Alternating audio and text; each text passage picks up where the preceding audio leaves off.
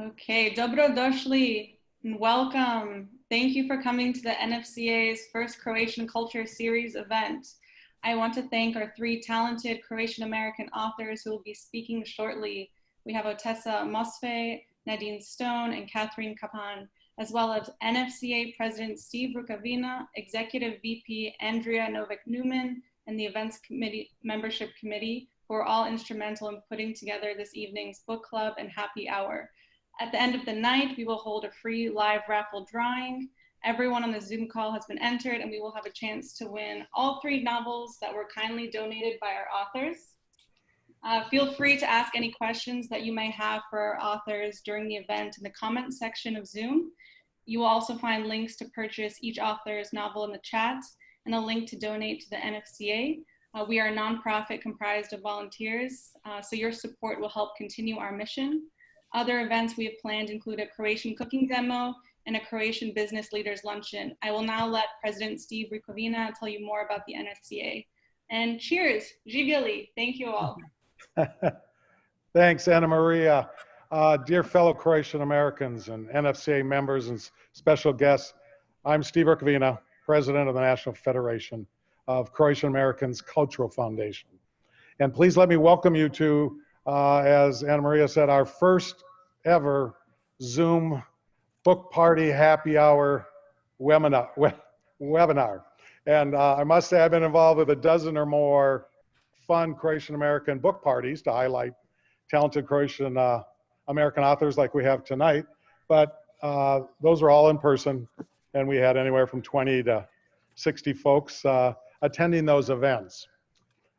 Tonight, as Anna Maria said, we're so fortunate to have three incredibly talented Croatian American authors, and I think you'll be interested in the story and the books that these three have embraced, and Odessa's written a few more books. Let me just close my intro and just share a few details about our NFCA-CF organization, which is a national umbrella organization. We're in our 28th year.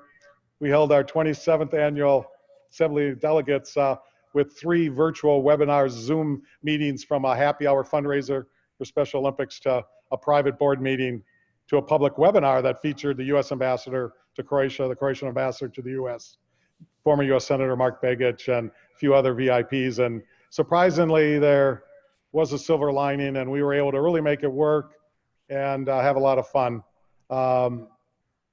And be productive in the process. In the past year, we've arranged 6 events to honor our illustrious 40 under 40 winners. It was a second go round for us. We hosted a couple events in Philadelphia with Croatia's tourism ministry. I think there's 8 or 9 people on this call that might have attended 1 or 2 of those events. We did a Capitol Hill film event with filmmaker Nikola Knez. We did that. A couple fundraisers for Croatia's Special Olympics, fundraiser for the Museum of Arts and Crafts, which was devastated by the earthquake. We continue to be a public advocate for priority Croatian American issues in the nation's capital. And so for 28 years and ongoing, we stay focused, working with, representing the Croatian American community with State Department officials, American diplomats, elected officials on Capitol Hill. So again, those are just a few details and highlights, and most of the folks on this call, I think, know a fair amount about the NFCA-CF, but Anna Maria, thanks for letting me just share a few more details, and welcome everyone to this Zoom Happy Hour Book Affair. And let me turn the screen back to Anna Maria. Thank you, Steve, for those kind words. It's my pleasure to introduce our first speaker, Otessa Mosfe. She is a fiction writer from New England. Her first book, Miglu, a novella, won the Fence Modern Prize in Prose and the Believer Book Award. She is also the author of the short story collection, Homesick for Another World. Her stories have been published in the Paris Review, the New Yorker, and Granada, and have earned her a Pushcart Prize, an O, Henry Award, the Plimpton Discovery Prize, and a grant from the National Endowment for the Arts. Aline, her first novel, was shortlisted for the National Book Critics Circle Award, and the Man Booker Prize, and won the PEN Hemingway Award for debut fiction. My Year of Rest and Relaxation, her second novel, was a New York Times bestseller. Croatian publishers have recently acquired rights to Otesa's My Year of Rest and Relaxation, and with this said, it may soon be available to read in the Croatian language. By heritage, Otesa is Croatian-Iranian, as her mother was born in Croatia and her father was born in Iran. It is my pleasure to now introduce Otesa, who will be speaking about her new novel, Death in Her Hands. Right. Thank you, Anna Maria. It's really a pleasure to be part of this book hour. I live in California and I don't know a single Croatian American in Southern California. So hi, and I'm very proud of my Croatian heritage, and it's wonderful to connect with it just in this moment in the context of my work. So thank you so much for having me. And I've been asked to present my most recent book. I'm a novelist. I write mostly fiction, and now I also work in screenplays for feature films, but I am mostly a short story writer, fiction writer, novelist, and my most recent novel is this book, Death in Her Hands, which is a kind of meta murder mystery. It is narrated by an elderly woman named Vesta, who has recently moved to a part of the world that she's unfamiliar with, which is a very small, economically depressed rural town in northeastern United States. And she has bought for herself a cabin in the woods on a lake, using money that her recently deceased husband has left her. And she makes this move. We meet her after a year or so. After this transition, she has been living all alone, and is kind of, throughout the book, you understand that she's kind of losing her mind / also recollecting and recovering from a past, and therefore becoming sane at the same time. But anyway, I'm going to just read the beginning of the novel so you have some idea of what it's about. I'll read it, and then I'll say just a couple other things. So this is the way that the book begins. Her name was Magda. Nobody will ever know who killed her. It wasn't me. Here is her dead body. But there was no body, no blood stain, no tangle of hair caught on the coarse fallen branches, no red wool scarf damp with morning dew festooned across the bushes. There was just the note on the ground, rustling at my feet in the soft May wind. I happened upon it on my dawn walk through the birch woods with my dog, Charlie. I'd discovered the path the previous spring, just after Charlie and I had moved to Levant. We'd worn it down all spring, summer, and fall, but abandoned it during winter. The slim white trees had been nearly invisible against the snow. On foggy mornings, the birches completely disappeared in the mist. Since the thaw, Charlie had been waking me up every morning at daybreak. We'd cross the dirt road and trudge up the slow rise and fall of a little hill and weave our way back and forth through the birches. That morning, when I found the note laid flat on the path, we'd made it about a mile into the woods. And the note is the opening of the book. Her name was Magda. Charlie did not slow or tilt his head or even lower his nose to the ground to sniff. It seemed very odd to me that he'd just ignore it, my Charlie, who once broke off his leash and ran across the freeway to fetch a dead bird. So strong was his instinct to ferret out the dead. No, he didn't give the note a second glance. Little black rocks pinned the note down to the ground, each placed carefully on the page in the top margin and along the bottom. I bent down to read it again. Under my hands, the earth was almost warm, shy pale grass poking up here and there in the crumbly black dirt, the sun just starting to brighten in hue from silver to yellow. Her name was Magda. So we meet this character who's 72, and as you see, very kind of literary in her delivery at the beginning of the book. And we meet her as a reader of this note. Her name was Magda. Nobody will ever know who killed her. It wasn't me. Here is her dead body. And what follows the entirety of the novel that proceeds is this elderly woman's processing of that note, trying to solve this mystery of who was Magda, who did kill her, did someone kill her, was she even real, where is this body? And in her investigation, she ends up discovering herself, I should say, and also discovering the world that she lives in, having been so previously isolated in this cabin. It's not a book.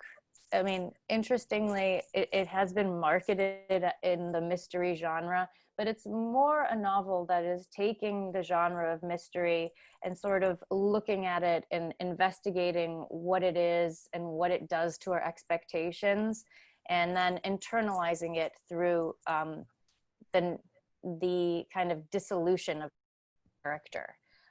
So thank you so much for listening, and I look forward to hearing from the other authors. Okay, thank you, Atessa. That was beautiful. I'm excited to dive into your novel. We have Steve now to present Atessa with her 40 Under 40 Award, which is an award we give every year to 40 Under 40 deserving candidates. Thank you, Steve. Okay. Oh, are we going to do any questions, Anna Maria, first? Or? We can wait till the end and we will ask. Okay. Okay, that's fine. That's fine. Well, again, thanks, Odessa, for participating. Let me salute her one more time for all her accomplishments and awards. And she was one of our 2019 NFCA's 40 Under 40 winners. To salute those rising stars and extraordinary activists who have accomplished so much, whether it's on a professional stage in America or within our community. And Otessa, I will send you an email tomorrow and need your new address in California to send your award. And if you could be so kind to take a photo with it and send that back to us for our 40 Under 40 awards. And it's a program that we're doing every other year, and we've selected 80 really incredible, talented rising stars and leaders from our Croatian American community. So that's my salute to Odessa. And Anna Maria, are we doing any questions now, or are we going to Nadine? Nadine, would you be willing to introduce her? Yes, yes, yes. Wonderful. So that's my guest. I have the high honor to introduce our next author, an NFCA member, and my new friend, Nadine Stone. And someone who had to jump through over 1,000 hoops, over 40 plus years to discover her Croatian ancestry and her birth parents in the process. My wife and I both read her book and found it riveting, and we couldn't put it down. There was one week where we're in the middle of an exciting Netflix series, and 2 nights in a row, my wife would not watch TV with me. So if you're looking for one uplifting, inspiring story to brighten your days, Nadine's book is about amazing journey. And again, and she does find her birth parents through her dedication and unbelievable commitment. It's a remarkable journey by Nadine, and again, she will persevere in the end against all odds. It's now my turn, and it's time to formally, officially introduce Nadine Stone to tell you about her journey, which turned into an incredibly interesting, riveting book. Nadine Stone. Thank you, Steve. I would like to start by reading the prologue in my memoir, which was the genesis for the book. In the early morning of August 4th, 2017, our 28th wedding anniversary, I woke up alone in bed, sobbing. The door opened, Bill walked into the room and sat on the edge of the bed. Happy anniversary, darling. He looked more closely at my face. What's wrong? I was dreaming of him again. The previous 6 days of extensive travel had been an unending roller coaster of raised hopes and subsequent disappointments. I was emotionally and physically exhausted. You know, Bill, sometimes when I think of Nadine, I truly believe that I am not her. She is over there, and I am watching her in shock, awe, and amazement. There is no way I could have gone through what that woman has endured and survived it all with any level of sanity. Bill gently cupped my small face in his enormous hands and looked deeply into my eyes. Who said you're sane? That comment elicited the response he was seeking. Between unbridled peals of laughter and the continuing flow of tears, I said, it can't end here, Bill. Some good has to come out of all of this. But if it has to end here, I will be okay as long as you love me. My story begins in Canada, where between 1945 and 1973, almost 300,000 unmarried Canadian mothers were forced, coerced to give their babies up for adoption. Many babies were illegally given away, like a puppy at the pound, for a donation to the church. On Christmas Eve, 1952, I became one of those babies. From the moment my grandmother disclosed the story of my adoption, my birthday wish every year was to find my birth mother. I started the search in 1973 when I was 20. In 2008, the province of Ontario changed its law, enabling legally adopted persons to access their birth registration records. These documents usually contained the name of the birth mother, her age, religion, nationality, profession, and residence at the time of the baby's birth. Armed with that information, an adoptee could then search Ontario databases and in time find the birth mother. Birth father names were seldom on these documents as it was not a legal requirement. After many communication exchanges with the province of Ontario, the hospital where I was born, and the Children's Aid Society, we discovered that an adoption had never taken place. I was simply given away by Mother Superior at the hospital. This resulted in the denial of my access to the birth registration records. In 2013, I resorted to DNA. It became my only source of hope. I tested on 23andMe to discover that I was of European descent with a Croatian parent. However, I did not know how to proceed with the search. A DNA genetic genealogist contacted me through a Canadian adoption website and offered to help. She had me test on Ancestry and downloaded our results to a genetic website called GEDmatch, which assists adoptees with their search.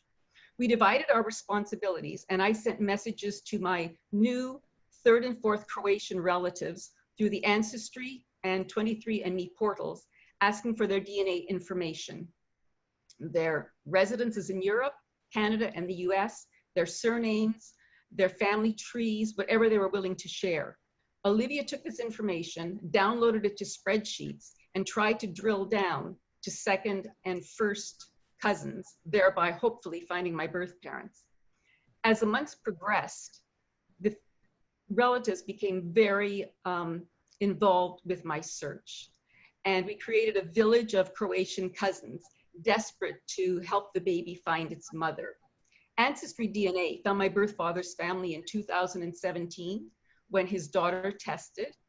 And we discovered that he I never thought I would find my birth father. I thought that chances of finding him would be next to none. I thought the chances of finding my birth mother were slim, and that if she was alive, she might not be well or have the mental capacity or desire to share his identity. So finding my birth father was truly a miracle. My father was Vinko Titerovic, who passed in 2000. He was a Croatian fighter pilot, a Croatian ace in World War II, and he's considered somewhat of a hero in his hometown of Mostar in Bosnia and Herzegovina. He was featured in a book called Croatian Aces of World War II, and this is the book. And on the back of the book is a photograph of the plane that Vinko actually flew during World War II. I decided to write No Stone Unturned to inspire the reader to find the faith, hope, and courage to persevere despite the odds, to continue to dream, to never, ever give up. The province of Ontario permits only legally adopted persons to access their birth registration records. Persons like me who were illegally given away or whose adoptions were not executed perfectly are denied access to these birth registration records. My goal in writing the memoir was to use it as a platform for change, to bring attention to the issue and to petition the province of Ontario to amend its law, thereby enabling persons like me who are non-adoptees equal access to our birth records. I've spoken to a leading civil rights attorney in Toronto who is interested in this precedent-setting case. And while a significant portion of the novel focuses on the use of DNA to find my birth parents, the story is much larger. In the intervening years, I experienced numerous personal challenges that were quite daunting, including a harrowing escape from a Caribbean island. The story is more Hollywood than Hollywood. Another goal is to transform the book into a TV series or movie due to the power of film to alter lives and initiate change. The book, opportunities to share my story at events like this, and a film will move my mission to change the law forward. Thank you for your time, your attention, and this fabulous opportunity. Thank you. Thank you, Nadine. All right, Thanks, Nadine. What a fabulous story. I mean, I have not read the book yet, but I'm really looking forward to it. Thank you, thank you. I now have the privilege of introducing Catherine Kappen. Catherine Kappen's memoir, Immigrant Daughter, Stories You Never Told Me, received the Center for Fiction's Christopher Doheny Award. She has received grants from the Queen's Council on the Arts, and her writing has appeared in the Feminist Press anthology. This is the Way We Say Goodbye, Cure Magazine, and Salonzine. She grew up near the mountains in Colorado and now lives between two bridges in Queens, New York. Let us welcome Catherine Kappen. Oh, and Catherine is on mute. Sorry, I'm off mute now. There she is. So much. Thank you so much. It's incredible being here tonight. This is my second ever Croatian event. So I'm really excited to be here. And it's wonderful to hear Nadine's work and Otessa's work. I'm looking forward to diving into their books. Thanks also to Steve and Anna Maria and Andrea for all the organization. And, you know, these spaces are so important, especially now. So I thought what I'd do was I'm going to read an excerpt and then I'm going to talk a little bit about a few stories about the journey of writing this book, which it's been a long one. And just a quick Immigrant Daughter, Stories You Never Told Me, my memoir, which that's me and my mom on the cover, is a mother-daughter adventure love story that takes place in 5 countries. And it's a memoir, but it also has a novel. It's a memoir novel. This particular scene takes place in Zagreb in communist Yugoslavia of 1945. Sorry, 1954. My mom, Mariana, is a teenager being raised by her grandmother. And sorry, I'm going to just make sure my volume's up. Is a teenager being raised by her grandmother.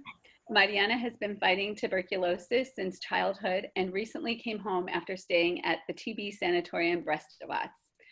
Baca, her grandmother, is desperately trying to get her out of the country so she can get better treatment. In this particular scene, Baca and Mariana are visiting her parents' grave for what might be my mom's last time there. And her parents both died of TB during World War II. On a cold October afternoon in 1954, Mariana and her grandmother took the bus to Miragoy. They walked toward the high ivy-covered wall that encircled the old cemetery and passed beneath the domes by the entrance. Mariana slipped her arm into her grandmother's. The wind picked up and brown leaves swirled over graves. They took their time as they made their way past avenues of cypress, chestnut, and oak trees. Mariana breathed in the smell of pine. Branches creaked in the wind. They saw an old woman sweeping a grave with a whisk broom. Most Croatian families visited their dead often, but her grandmother worried that it wasn't good for Mariana when she was fighting against death herself. Silently, they walked beside the gravestones. Mariana shivered. Sometimes she struggled to remember things about her parents. Her mother seemed blurry, but Mariana remembered how it felt when her mama held her. She remembered being in the kitchen as her mother made pastries at Christmas time. And of course, she could remember more things about her tata. The way he played with her, the way he walked quickly, she felt a longing for them now, knowing that she might leave her grandmother. They descended a slight hill, and Mariana thought about November 1st, All Saints' Day, when people from near and far traveled to Miragoy to visit their family graves. By evening, the graves were covered with burning candles and bright yellow and white chrysanthemums. She loved the smell of melting wax and seeing the flickering flames. Everything floated in breathing light. Baca and Mariana stood in front of her parents' grave. A wooden marker said the Cañar family, Gatica Cañar, 1906 to 1943. Anton Cañar, 1907 to 1945. Her grandmother patted her forehead with a handkerchief and put down the basket she was carrying. She knelt down to sweep away the dead leaves and flowers. Mariana knelt down beside her. In her hand, the dried leaves disintegrated into tiny pieces. One day, Mariana planned to give her parents a proper gravestone. If she hadn't been sick for so long, she would already be working to help them. Will this be the last time I come? Mariana asked. She began to cough. Her grandmother handed her a handkerchief. Someone is helping us get you an Italian holiday visa. Baca heaved herself off the ground. She rubbed her knees, which had gotten stiff. Mariana stared at her parents' names. You always wanted to go to Rome, Bakica reminded her softly. Mariana looked at her. She wondered how could she leave her grandmother? Yet it was true. She always wanted to see Rome. And her grandmother also knew it was her dream to live in New York City and study art. Where would I stay? She asked cautiously. Everything was spinning beyond her control. A couple strolled past them on their way to another grave. Bakica lifted up her finger to her lips. When they were far enough away, she whispered, Your aunt and uncle will figure that out. They will find a place for you to stay while they find a way to get you a visa. How long will that take? I don't know. What about you? Mariana stood up. Blood rushed to her head. She felt dizzy and weak. They hadn't had enough to eat today. She thought about Rome and felt excited and nervous all at once. She pushed up her coat collar. Baca, did you hear me? What about you? I'm fine here, my little one. No, you aren't. We're barely making it, Baca. We're always hungry. Why can't you come? Isn't there some way? For an old woman like me, I have spent 76 years on this earth. Mariana, you're only 19. You need to get out of this country. If you stay, who knows what will happen? What I want more than anything is your health. I would do anything for that. Every night I pray to God to make your lungs healthy. Mariana put her arm around her grandmother and rested her head on her shoulder. Her teeth were beginning to chatter. I'm tired, Bakitsa. I want to go home. Oh, we've been here long enough, her grandmother agreed. Baka? Yes, my little one. I'm going to send for you as soon as I can. I'm going to take care of you, I promise. Her grandmother nodded, putting her hand on Mariana's flushed cheek. Of course, we can't be apart for very long. I'll come wherever you are. So that's the excerpt. Thank you, Steve. So I thought I'd tell you just a few little stories about the journey of writing the book.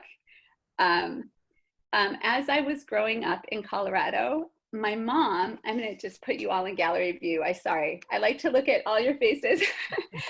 As I was growing up in Colorado, my Croatian mom revealed very little about her past. And by the time I reached my teens, I sensed there was this whole world that she was withholding from me.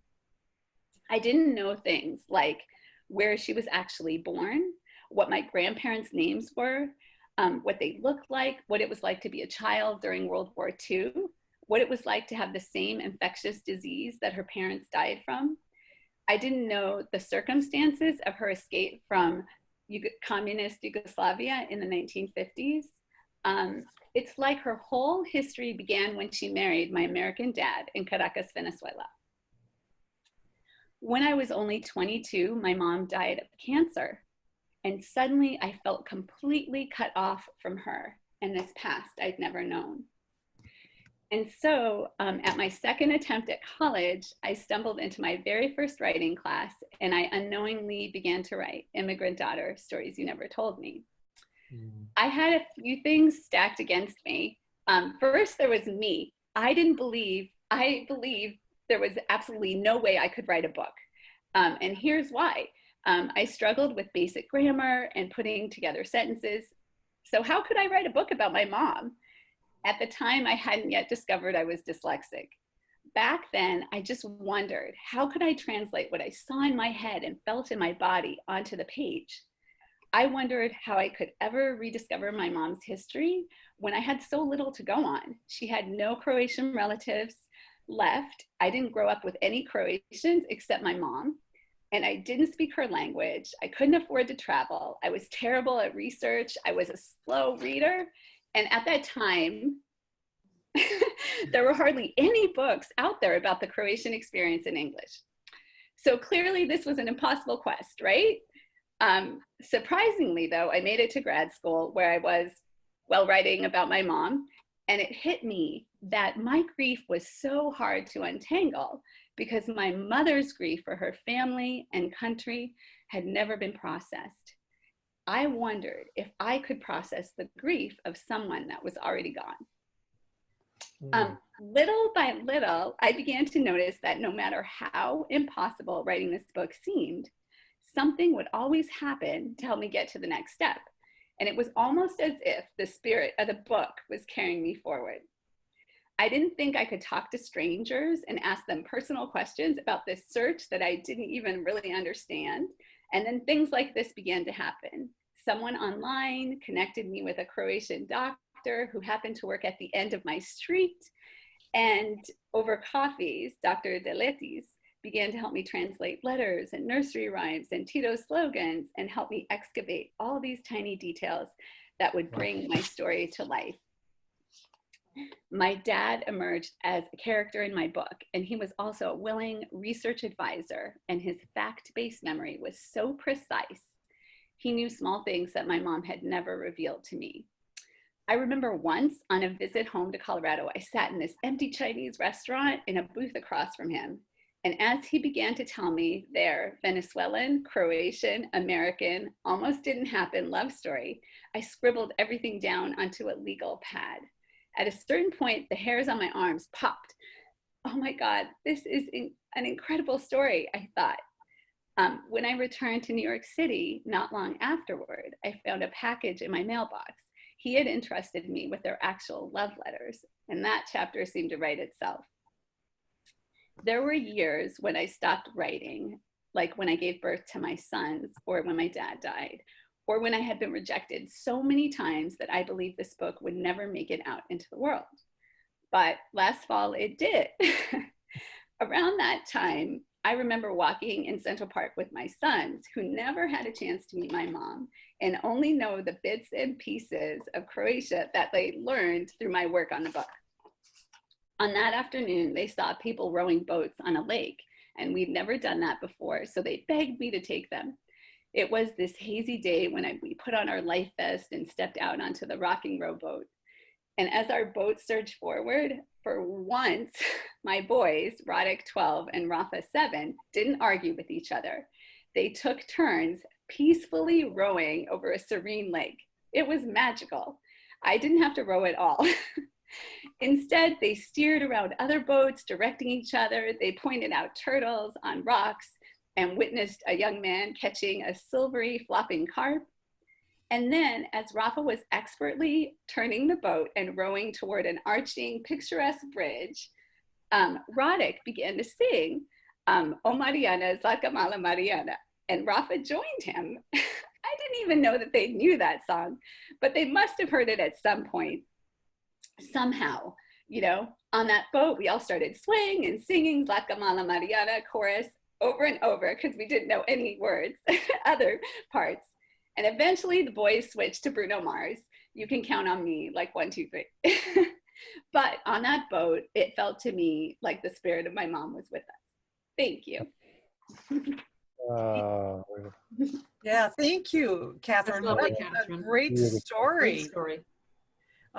It's so touching, especially with the fact that you were dyslexic and you were able to put all this down in words. I'm really looking forward to reading your book. And I don't know if you've read the comments, but everyone has great comments along with all the authors tonight. Otessa, Nadine, and Catherine, thank you. Bravo to all of you. I just wanted to share one photo, like from the back of the book. Oh, that's my mom when she was little. Can you all see that? Yes, There you go. beautiful. Thanks. That's, wow. Quite a story, Catherine. Love it. All right, so I think now we're in our question and answer portion. So we had some questions sent in, and I've compiled them based on author. So we have 2 questions for Tessa, then for Nadine, then Catherine, and then if we have time, we'll ask some more audience questions tonight. So first for Tessa, Mark asks, based on Vesta's self-isolation in her cabin with her dog Charlie, does she want to be found like Magda's body wanting to be discovered? Or does Vesta see herself in Magda's perspective? That's an interesting question. Does Vesta see herself from Magda's perspective? It sounds like you read the book. This is Mark, yes. Yeah, I would say so. And it's, you know, I think Vesta's story is kind of made possible by the story of Magda. She uses that tiny scrap of narrative about Magda that she discovers to be like the sort of push that she needs to really tell her own story. So they are kind of twins and opposites in their relationship narratively. Okay.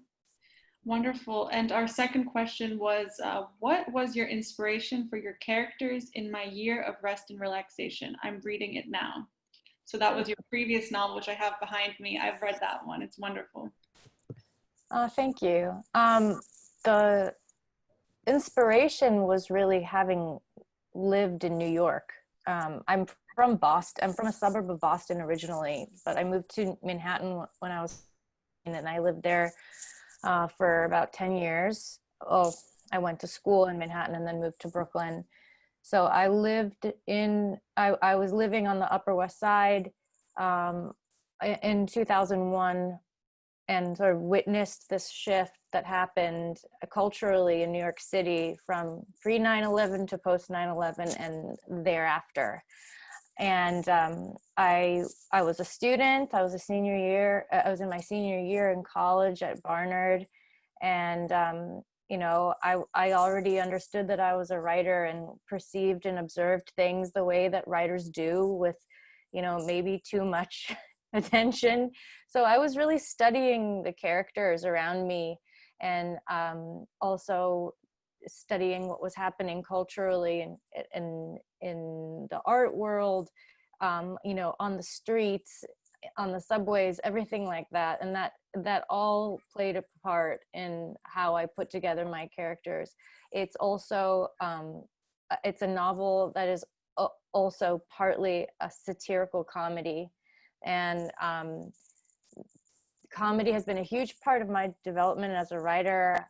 If I wasn't a writer, I would, like, if I was a writer and if I was maybe slightly more jolly, I would have been a stand-up comedian. And I can say that my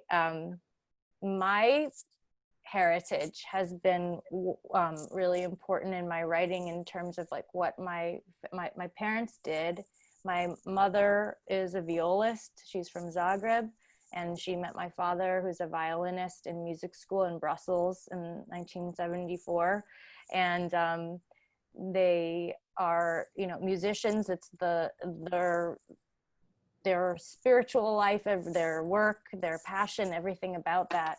And so the performance of a voice, you know, when you think about a melody, or the way that a musician works on her instrument to create a story through song, was something that really translated well into how I thought about my writing.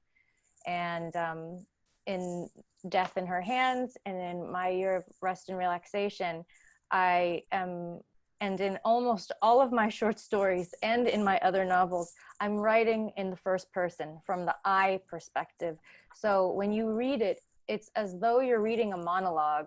It's almost like the voice is a performance of a storytelling, which is like a song, which is like being on stage delivering punchlines. And you know, that's really been the craft and my passion, and what I've been trying to get better at through my whole career. And I have to say that, weirdly, at the beginning of the pandemic, when I had to cancel my book tour, everything changed. This book was going to come out in April. It was postponed till June. I had an entire US tour planned. I was going to go to the UK. I was going to go to France. I mean, in a way, I'm very happy that I didn't have to do all that traveling, although it was for a horrible, horrible reason. And I'm, you know, feel very blessed that I could stay home and continue to work, because I'm a writer and self-employed. During this pandemic, I thought, well, you know, this is such a strange time, and I need a project. I need a project that's going to somehow be contained in this experience of quarantine, and thinking so much about the world from this bird's eye view. I mean, I think that perspective. I think we cut out for a second. Otessa, are you there? Can you hear me? Yes. Sorry, Oh, you okay. cut out for a second. Maybe that's an indication that I'm talking too much. No, I loved hearing from you. I still remember vividly your main character in Rest and Relaxation, when she was in the art gallery and looking at I don't want to give it away, but there's some very interesting art exhibits that take place, and just Oh yeah. I mean, yeah, I just still remember absurd. Yeah, they're absurd. So I definitely recommend everyone here to check that book out, as well as her new book, which we have here and we'll be raffling soon. Is there anything else you'd like to say, Otessa? Yeah, if I could, I would just like to wrap up what I was saying about this period of writing in quarantine, and that it required that I take on something new. So I started a new book and realized very quickly that without meaning to, I had said it in medieval Croatia. So now I have this impossible project of going and trying to understand what the culture was like, 700 years ago. And, it's going to be very fictionalized, very vague. There's no real place names or people, but it's inspired by some kind of maybe spiritual heritage memory. And it's exciting to do the research and learn a little bit more about where my family came from. So, thanks. Oh, okay. Oh, Anna Maria, can I say something? Sure. Go ahead, Steve. Odessa, a friend of mine, Croatian Peter Frankoban, very famous Croatian family. He's a historian, works at the Byzantine department at Oxford. He wrote the book called The Silk Roads. Peter Frankoban. He's kind of a expert on medieval history in Croatia too. So I can connect you. And if you're ever in Oxford or London in your travels later this year, early next year, I'd gladly connect you. And he could be a huge resource. And there's still a few Frankoban castles in Croatia, but just had to add that. So thank you so much, for Steve. participating tonight. And we'll help you connect with some experts on Croatia in the medieval times. Hvala lijepo. Yes, thank you. Steve. Okay, thank you, Anna Maria. It's a couple questions for Nadine. Sure, exactly. All right, so Nadine, first question, how has your life changed since you have found your biological family and heritage? Not knowing my heritage or history left me unfulfilled. There was an unrelenting yearning to find out my history. I now have a large extended family whose members have welcomed me. They've been warm and kind, and I feel at peace with my life. It was my last wish. I'd reached the bottom, as it were, during my search, thinking I would never find my birth parents. And it was my truly last wish in life. But now I've reset my goals and I'm going forward with others. And I'm very grateful to all of my Croatian cousins on 23andMe and Ancestry who assisted me. They didn't know me from Adam, and I was unrelenting in sending them all these messages asking for their assistance. And they jumped in and they were just so kind. And now I have another family of Croatians through Steve. And I feel very, very blessed. Oh, thanks. And another question from Mark for Nadine. What were several changes you had to deal with while living away from the farm? From Mark. Away from the farm? Mm-hmm. And how does he mean that after my grandmother passed, or? Yes, after losing Rita, your adoptive mother, what was it like for your grandmother to raise you while living away from the farm? Yes. Well, Rita passed when I was 2. The woman I was given to by Mother Superior actually died of cancer 2 years after I was given to her. And then I was left with her mother to be raised on the farm. And those experiences were lovely. I was raised by a French-Canadian family, and they were fabulous. We had fabulous weekends together.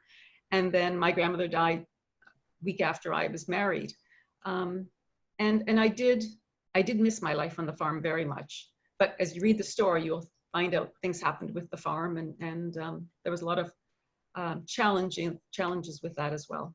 I want to sneak in a quick question. Sure. We just got this question. Does Nadine see a family resemblance now that she has met some of her family? It's funny because I have 3 sisters on my mother's side, and they don't look alike. And I don't look like any of them, but there's a photograph of myself and my mother at around the time we were 20. And we're both in profile. And we look very much alike, my mother and I. She's actually quite beautiful and very bright and very interested in life. And she's an amazing woman. She works on charitable boards and has a very fulfilling life. Thank you, Nadine. You're beautiful, so I see the result. Oh, thank you. All right, and so we have some questions for Catherine. What would you say to your mother now that you've learned so much about her?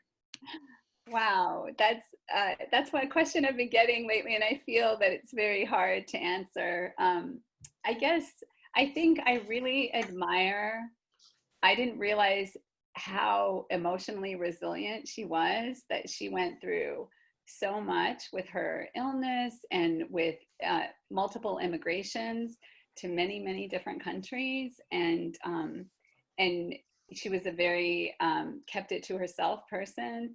And so, especially now, both my parents had infectious diseases, polio and TB. So especially now going through this pandemic, I think of them a lot and how they kept going despite everything, all the uncertainty that they faced during the times that they were really sick, which was before I was born. So I feel like this time is teaching me again how infectious disease can impact families. Yeah. So her emotional resilience definitely inspires me. Thank you, Catherine. Mark sent us a lot of questions. So another from Mark. What were several challenges you had to face while searching for your mother's old village for the first time? When I found the house where she was born, which is how that book starts off, I only had an address and a picture, and all the street names have changed, and I didn't speak the language, and I was going somewhere where nobody spoke English, you know? So that was a huge challenge. The writer, a wonderful Croatian American writer, Courtney Angela Burkic, I met her somehow through a professor who taught her at a different university, and she helped me figure out how to contact somebody in Slavonia, Slovanski Brod, and find a translator. So she kind of orchestrated a lot of my plan before I went on that trip so that I could actually find my mom's TB sanatorium and find the village and the house where she was born. So before I left, there were a few people like Dr. Vedran Delitus and Courtney Burkic that helped me. And if they hadn't, I don't know if I would have, you know, like I really needed help. As probably Nadine knows, you need a lot of help to find things. Yeah, that's a good question. Thank you, Catherine. This is a question for any of our authors, so just feel free to speak if you have an answer for this. What are your favorite novels? Do you have any Croatian or Balkan reading recommendations? So from the Balkan area. We have many. Right now I'm listening to Tanya Romanoff, Mother Tongue, about Istria. It's an Istria family. I think they're Croatian Montenegrin. So I think that's really interesting. I don't know about Istria, and I didn't understand between World War I and World War II and the coming in and out of the country. And so for me, that's been really interesting. And I love, obviously, Courtney Angela Burkic's books, which are Stillness, The Stone Fields, and her novel, The First Rule of Swimming. I really like a lot. Wonderful. Good. All right, there's another question we have for all three. Do you have any advice for an aspiring author? To any of our authors? It's a broad question. I know it's tough to get started. I think if you think about the story that you wish to share, sit down and write what comes to mind, let it flow. Don't worry about grammar or editing or spelling as you write. That could come later. Let the creativity flow. Mm-hmm. Wonderful. Yeah, and I would say break things down into really small pieces, you know, like a moment, a fragment. A lot of times I don't have a story in mind, but I've collected a lot of research or a lot of details about a certain thing, or gone through my memory and written a whole list of sensory details. And then those sensory details tell me the story, and I'm able to write it out. So there's a lot of different ways to approach it. All right. I'll ask one question. Otessa touched on this, but what kind of research do you do, and how long do you spend researching before beginning a book? Tessa or I can answer that. I have a habit. I mean, I'm not preaching that this is the correct way to do anything, and I hesitate to give advice to anyone who wants to be a writer, because it's really, I've found that it's really, you have to find your own path, and there's really not one way to do it. And everybody's doing it for a different reason. I tend to take on projects that are sometimes very historical in a way. They don't necessarily need to be factually based because I'm writing fiction, and I give myself a lot of freedom and room to invent things that serve the narrative and the characters' journeys. But that being said, I have done a lot of research for books. My first book was about a sailor from Salem, Massachusetts in the mid 19th century and it was based on a real story, a true story of a man named McGlue, which is the title of the book. And it was inspired by a very small article that just told the story of his most recent drama, which was that he had just been acquitted on account of murder that he had committed in the port of Zanzibar.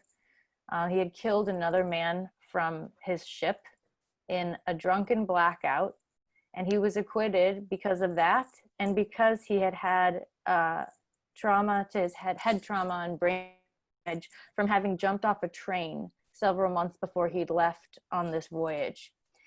That was all the information I had, and that was it.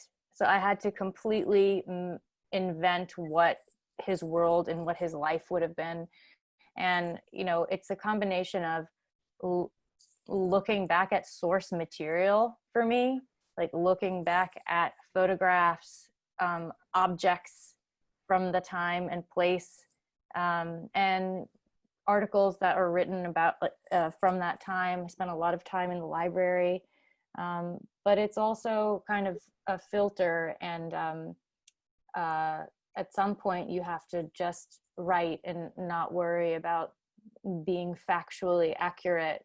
And the project was very much kind of like a spiritual transmission, kind of informed by these real things, real practical things that I could see and understand.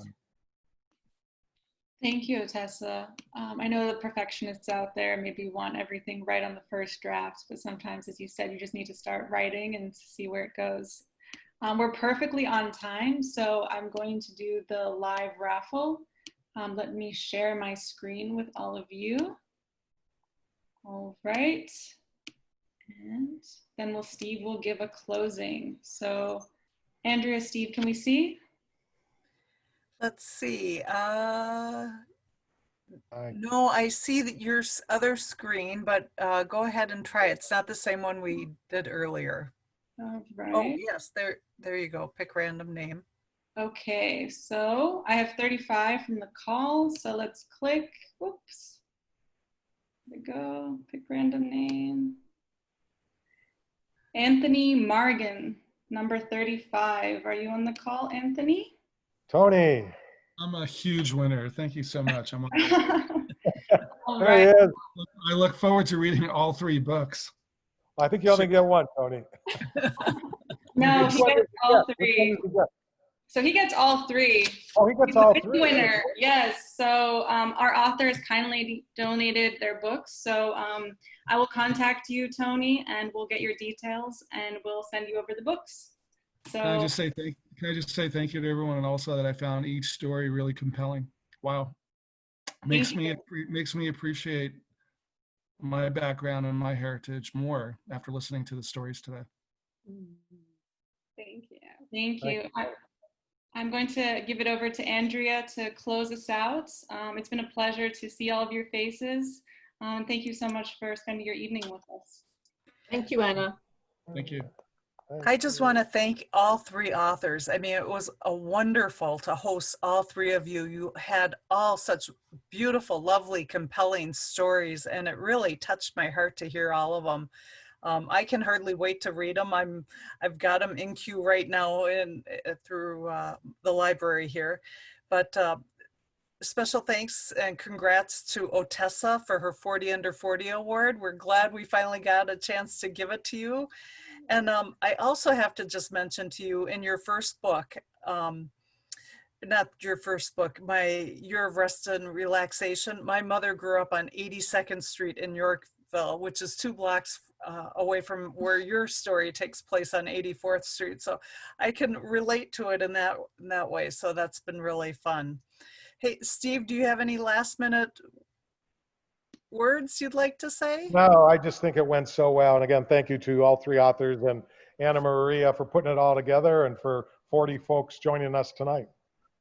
Thank you, Steve. I'm going to close it out with a song. You're welcome to stay for the song or, you know, leave and enjoy the rest of your evening. Thank you, everyone, once again. Laku noche, everyone. Laku noche.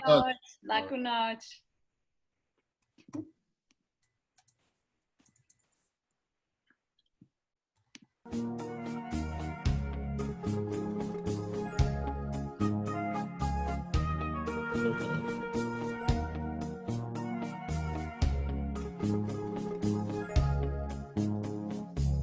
Bio sam korak od dna, a ti si ruku pružila. Bio sam na kiši sam, ti vrata si otvorila. Bila si nekako sva, za mene nestvarna. Bila si žena što zna da ljubav da.